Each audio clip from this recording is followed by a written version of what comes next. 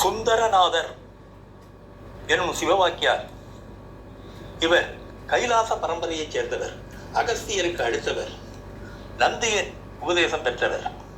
காவிரிக்கரை அருகில் உள்ள திருவாவடுதுறையில் இருந்து பசுக்கூட்டங்கள் ஆடு மேய்ப்பவன் இறந்து விட்டதால் அழுது கொண்டிருந்தது.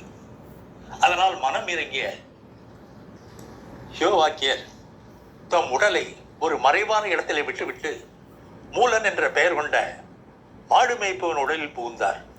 மாடுகள் மீண்டும் உற்சாகம் அடைந்தன. தம் தம் வீடுகளில் போய் சேர்ந்தன. மூலனின் மனைவி தன் கணவர் மூலன் இவன்தான் என்று என்ன சிவவாக்கியர் உண்மையை கூற அவள் நம்பாதபடியால் ஒரு இறந்த ஆட்டின் உடலுக்குள் சென்று பிழைக்க வைத்தார். பின் அனைவரும் இவர் சொல்வதை நம்பினார்கள். பின் அங்கிருந்து புறப்பட்டு ஒரு அரச மரத்தின் அடியிலே தியானம் செய்து ஆண்டுக்கு ஒரு பாடல் வீதம் 3000 பாடல்களை பாடினார். அதுவே திருமந்திரம் 10ஆம் திருமுறையாக உள்ளது.